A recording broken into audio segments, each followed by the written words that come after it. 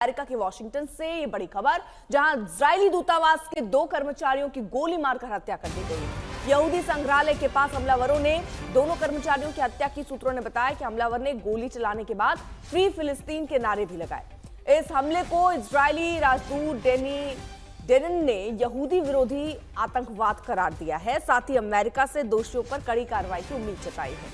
Trump ने भी हत्या की निंदा करते हुए कहा कि अमेरिका में नफरत और कट्टरता की कोई जगह नहीं है।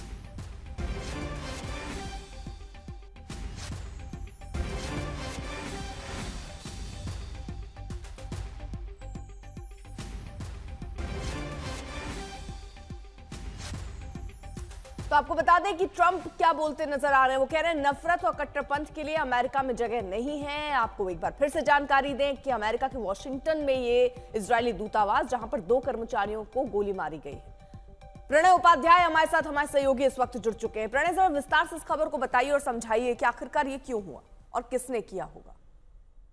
देखिए, किसने किया है और क्यों किया है ये तो अभी इन्वेस्टिगेशन का हिस्सा है अर्पिता। लेकिन घटना जिस तरीके से हुई है, अमेरिकन ज्यूइश सेंटर है अमेरिका की राजधानी वॉशिंगटन डीसी का, जो नॉर्थ वेस्ट का इलाका है, जो बहुत ही हाई प्रोफाइल इलाका है। उस हाई प्रोफाइल इलाके में अमेरिकन ज्यूइश सेंटर के अंदर एक यंग प्रोफेशनल बोर्ड का कार्यक्रम चल रहा था, जिसके अंदर इसराइल और अमेरिका के ही ज्यूइश डिप्लोमेट नहीं, बल्कि दुनिया के कई देशों के जो ज्यूइश लोग हैं, ज्यूइश कम्युनिटी के, अमेरिकन ज्यूइश कम्युनिटी जो कि काफी ताकतवर मानी जाती है, उसके बहुत सारे लोग वहां पर मौजूद थे। और उसी के बीच में इस हमलावर ने वहां दाखिल होकर इजराइल में जो मौजूद अमेरिका में जो मौजूद इजराइल एम्बेसी है, उसके 2 कर्मचारी जो वहां मौजूद थे कार्यक्रम में, उनके ऊपर गोली चलाई।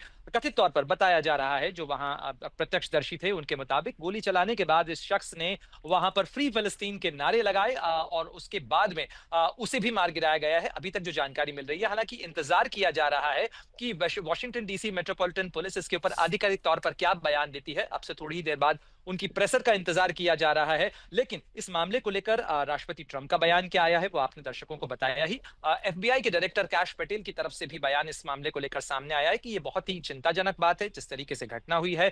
मामले की हाई प्रोफाइल जांच की जा रही है। अमेरिकन अटॉर्नी जनरल जो हैं पैम बॉन्डी, उन्होंने भी इस मामले के ऊपर इन्वेस्टिगेशन शुरू किया है। और साथ ही जो तेल अवीव है, वहां से इजराइल के राष्ट्रपति जो हैं इज़ाक हेrzog, उनकी तरफ से बयान सामने आया है। तो जाहिर तौर पर इजरायली डिप्लोमेट्स को निशाना बनाते हुए अगर अमेरिका के अंदर इस तरीके का हमला हुआ है, तो इजराइल की सारी एम्बेसीज, पूरा इजराइल जो है, वो इस चीज को लेकर न केवल चिंतित और नाराज होगा, बल्कि इस मामले को लेकर हाई प्रोफाइल इन्वेस्टिगेशन कैसे आगे बढ़ता है, इस पर भी नजर होगी। और ये भी इन्वेस्टिगेशन का हिस्सा है अर्पिता, कि क्या ये कोई संगठित अपराध था या उन्माद के अंदर कोई लोन वुल्फ अटैक। जी, बहुत बहुत शुक्रिया आपका तमाम जानकारी के लिए।